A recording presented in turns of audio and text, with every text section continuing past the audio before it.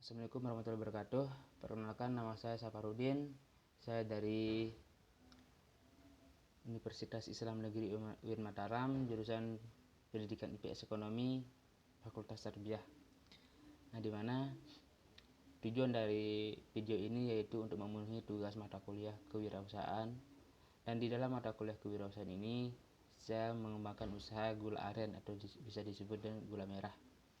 Di mana dalam mata kuliah ini dosen pengampu saya yaitu Ibunda Halilah MPD, dan saya baru semester 6 dan kelas B. Oke, untuk mempersingkat waktu, lanjut saja kita ke materinya, yaitu tentang memulai usaha dan produksi.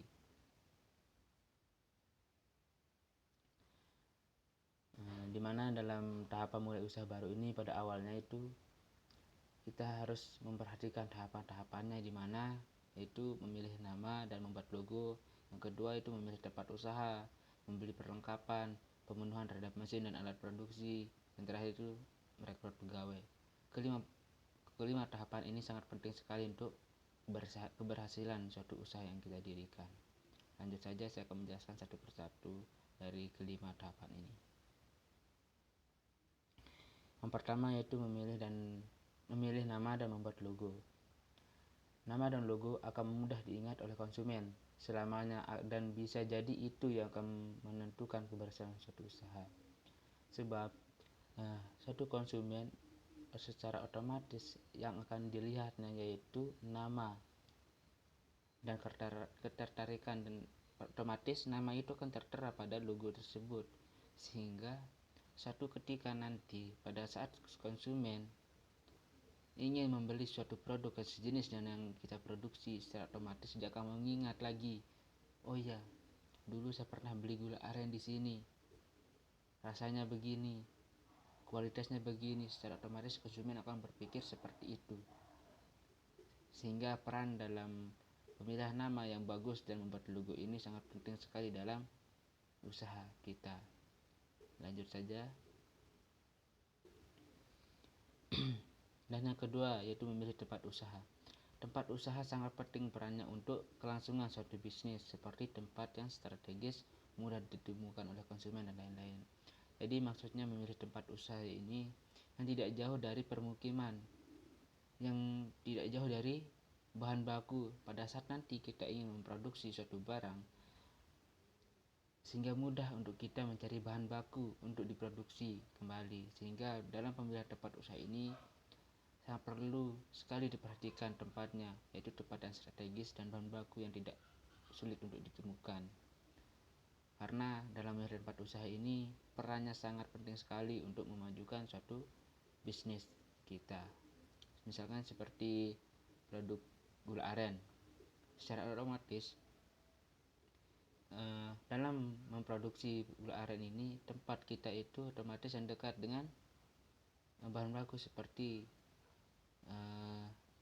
agak di pedesaan. Namun untuk tempat usahanya itu harus diperhatikan seperti di pasar dan sebagainya. Oke, yang ketiga membeli perlengkapan. Dan dalam membeli perlengkapan tidak harus yang mahal, mewah dan baru, tetapi upayakan perlengkapan yang sesuai dengan kebutuhan. Dalam penulisan ini kebutuhan, maksud saya itu kebutuhan. Nah, jadi pada saat kita memproduksi suatu produk, itu tidak kita ditentukan dengan alat atau mesin yang berkualitas, atau atau mesin yang bagus atau mahal. Tidak. Sebenarnya suatu mesin atau alat yang jika masih bisa dipergunakan, itu sangat bagus, sebab banyaknya uang kas yang dalam suatu usaha itu menentukan keberhasilan suatu usaha, bukan tentang mesin dan alat yang dipergunakan. Alat atau mesin itu yang terpenting adalah bisa memproduksi yang berkualitas, mampu memproduksi, dan bisa berdaya saing dengan pesaingnya. Selanjutnya tentang pemenuhan terhadap mesin dan alat produksi. Nah, jadi ini merupakan pemenuhan atau pengadaan suatu alat untuk memproduksi suatu produk yang sesuai dengan alat atau mesin yang disediakan. Maksudnya begini, misalnya saya memproduksi gula aren, berarti yang saya sediakan yaitu wajan besar, tungku atau kompor tradisional yang terbuat dari tanah liat tersebut, kayu bakar, dan alat-alat sebagainya. Berarti itu yang dipersiapkan terlebih dahulu, yaitu yang dimaksudkan pembunuhan terhadap mesin dan alat produksi. Jadi alat atau mesin itu yang disediakan terlebih dahulu.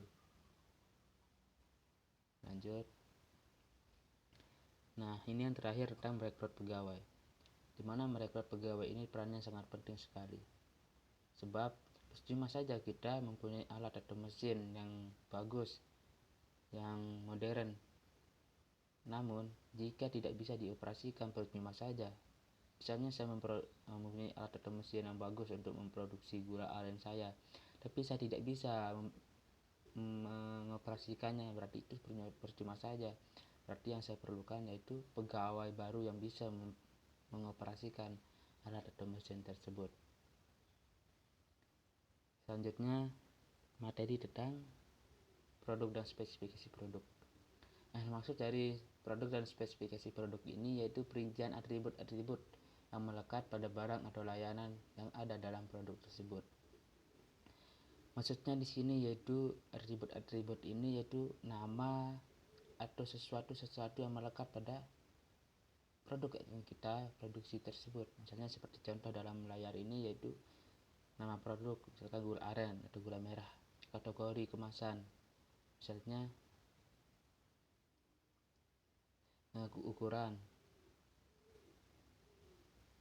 ukurannya misalkan bervariasi 1,5 kg, 1 kg, dan kemasan dalam mika misalkan. Nah, dalam kemasan dalam mika ini berarti ukuran yang paling kecil. Kenapa dikategorikan sebagai hal tersebut? Sebab misalkan 1,5 kg, 1 kg berarti ini kan bervariasi. Nah, jadi semakin kecil ukurannya semakin kecil pula harganya. Maksud dan tujuannya yaitu supaya masyarakat kecil, masyarakat miskin, masyarakat yang kurang mampu bisa mengonsumsi gula aren tersebut tanpa harus mengorbankan banyak uang. Berarti tergantung pada minat konsumen dari ukuran-ukuran tersebut. Nah, selanjutnya jenis produk. Berarti ini jenis produk yang saya buat ini tentang pemanis makanan atau minuman. Terus kemasannya itu bisa plastik bening yang berisi 1 kg atau isi angin, terus plastik mika yaitu untuk untuk kemasan gula yang ukuran kecil. Terus komposisinya hanya satu yaitu gula aren, sebab itu bahan pokoknya. Nah, seperti itu yang dimaksud dan atribut-atribut yang melekat pada barang atau layanan yang ada dalam produk tersebut. Selanjutnya, sistem produksi. Sistem produksi ini merupakan kumpulan subsistem yang saling berinteraksi untuk mentransformasi input menjadi output produksi. Input produksi mencakup bahan baku, mesin dan tenaga kerja dan modal, sedangkan outputnya berupa produk dan jasa yang dihasilkan. Jadi maksudnya dari input maupun output ini misalnya seperti ini. Yang input itu suatu bahan atau benda yang belum bisa diproduksi, yang masih dalam keadaan bahan baku. Misalnya seperti ini, gula aren. Sebelum ia menjadi gula aren, berarti dia itu masih dalam keadaan cair atau air aren. Nah, bagaimana supaya dia itu menjadi output atau barang yang sudah jadi yang bisa dijual belikan, itu diolah sedemikian rupa supaya dia menjadi gula aren, sehingga itu yang menjadikannya sebagai output atau barang yang bisa diperjualbelikan atau sudah bisa dikonsumsi. Nah, yang pertama itu selanjutnya faktor produksi.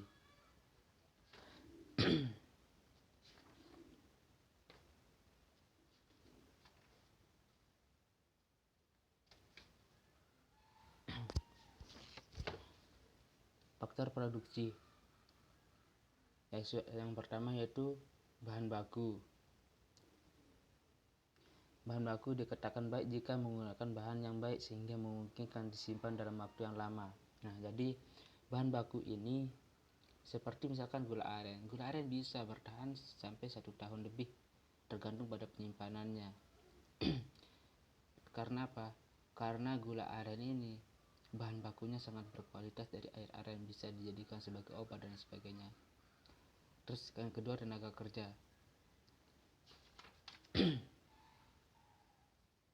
Jadi tenaga kerja ini merupakan faktor penggerak suatu usaha. Misalkan seperti yang saya katakan tadi, tenaga kerja ini hanya mengoperasikan pekerjaan atau usaha kita pada usaha tersebut.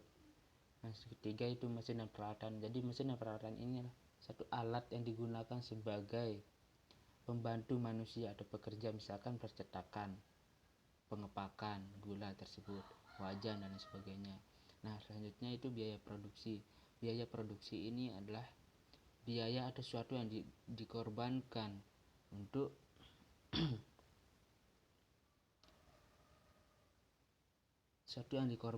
mendapatkan suatu hasil dalam hal-hal yang ada dalam produk tersebut. Misalkan saya memproduksi gula aren, berarti yang saya korbankan adalah pertama modal awalnya. Berapa modal yang saya habiskan, misalkan untuk membeli mesin atau peralatan dan lain-lain sebagainya. Itu yang dimaksudkan biaya produksi, sesuatu yang kita korbankan untuk mendapatkan produksi tersebut. Oke, lanjut. Nah, yang kedua, proses dan pengendalian produksi. Yang dimaksud dengan proses dan pengendalian produksi, yang pertama itu proses produksi. Nah, inilah yang dimaksud dengan proses produksi. Nah, ini sudah menjadi hasilnya gula aren. Maaf, ini dia buram. Jadi proses produksi yaitu proses mengubah input menjadi output, seperti yang saya jelaskan tadi. Dalam gula aren misalnya, mengubah air aren menjadi gula aren. Air arennya yaitu input dan gula arennya itu menjadi output. Nah, seperti itu. Nah, pengendalian produksi.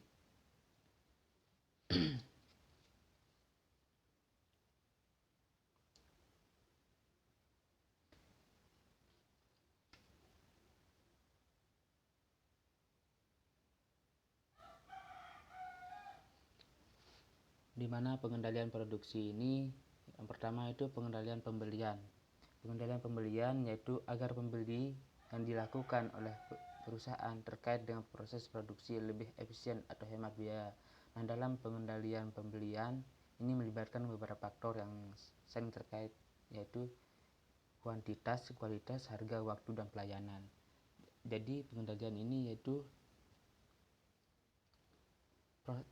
proses produksi kita untuk menghasilkan satu barang yang efisien, yang menghemat biaya, namun bisa dijual dengan barang yang berkualitas dan keuntungan yang banyak, seperti itu. Terus pengendalian persediaan. Yang dimaksud dengan pengendalian persediaan ini yaitu perlu dilakukan agar biaya yang dikeluarkan untuk penyimpanan dapat dikendalikan. Jadi antara pengeluaran atau antara penjualan dan hasil produksi itu bisa dikendalikan supaya tidak hanya tersimpan pada penyimpanan. Misalkan hasil produksi dan barang yang berhasil dijual itu harus seimbang. Selanjutnya pengendalian produksi. Pengendalian produksi yaitu agar proses produksi dapat berjalan lancar, tepat waktu, dan menghasilkan produk dalam kuantitas dan kualitas yang sesuai dengan yang direncanakan. Seperti itu. Selanjutnya yang terakhir, pengendalian kualitas. Di mana pengendalian kualitas ini yaitu dilakukan pada setiap tahapan proses yang bertujuan untuk mencegah adanya penyimpangan terhadap standar kualitas produk yang telah ditetapkan. Seperti itu. Selanjutnya kita ke mengevaluasi produk. Nah, untuk mengetahui sejauh mana tingkat kelayakan suatu produk untuk diproduksi dan apakah produk tersebut layak untuk dipertahankan. Jadi mengevaluasi produk ini yaitu menganalisis produk yang kita produksi tersebut apakah layak untuk dipertahankan atau lain sebagainya. Nah, bisa kita lihat dari kriteria untuk mengevaluasi produk. Yang pertama itu ideas screening, dimana maksudnya itu kita lihat potensi pasar, keunikan produk, kelayakan teknis. Nah, jika di dalam potensi pasar itu memadai, keunikan produk yang kita buat itu bagus sehingga menghasilkan minat dari konsumen, terus kelayakan dari teknisnya seperti apa, itulah apakah dia bagus atau tidak, itu yang perlu kita lihat. Nah, selanjutnya yaitu konsep development, dimana maksudnya itu penerimaan pelangganan seperti apa, kelayakan teknisnya itu seperti apa tahap itu komentar dari pelanggan itu seperti apa terhadap produk yang kita buat, apakah bagus atau tidak, sehingga bisa kita pertimbangkan apakah produk yang kita buat ini layak dipertahankan atau tidak. Selanjutnya tentang business analysis. Business analysis ini tujuannya itu untuk tujuan penjualan, potensi pasar. Nah, dimana business analysis ini tujuan dari penjualannya itu kita itu seperti apa, terus potensi pasar terhadap produk yang kita buat itu seperti apa, apakah layak untuk dipertahankan atau tidak, apakah bagus atau komentar dari para konsumen itu seperti apa, sehingga itu perlu diperlihatkan dalam mengevaluasi produk yang kita buat. Nah, selanjutnya produk testing, dimana produk testing ini melihat tentang performa produk, kualitas produk, kelayakan teknis. Nah, jadi dalam produk testing ini apakah produk yang kita hasilkan itu berkualitas, seperti apa kualitasnya, sehingga konsumen pun perlu tahu, sehingga itu menjadi pemancing dalam target pemasaran nantinya pada saat kita menjual produk tersebut. Nah, selanjutnya test market, dimana test market ini adalah kepuasan pelanggan atau performa produk. Nah, kepuasan pelanggan ini yaitu berapa sih kemampuan, berapa itu kepuasan pelanggan terhadap produk yang kita produksi, apakah dia itu kecewa atau tidak dan sebagainya. Jadi dalam produksi ini perlu kita melakukan atau kita memproduksi barang-barang berkualitas sehingga kepuasan pelanggan terhadap produk kita itu bagus, sehingga itu akan menjadi pembangkit atau yang bisa melancarkan usaha kita nantinya. Yang terakhir itu launch market, yaitu launch market ini dapat dibedakan menjadi dua. Yang pertama short term, yaitu menerima pelanggan, dan yang kedua itu long term, yaitu kepuasan pelanggan, dimana penerimaan pelanggan. Nah, penerimaan pelanggan yaitu bagaimana respon pelanggan terhadap produk yang kita buat itu, apakah dia bagus, apakah berminat dan sebagainya.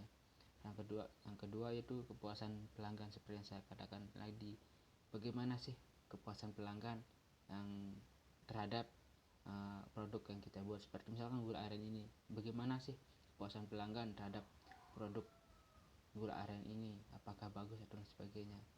Namun dalam produk gula aren ini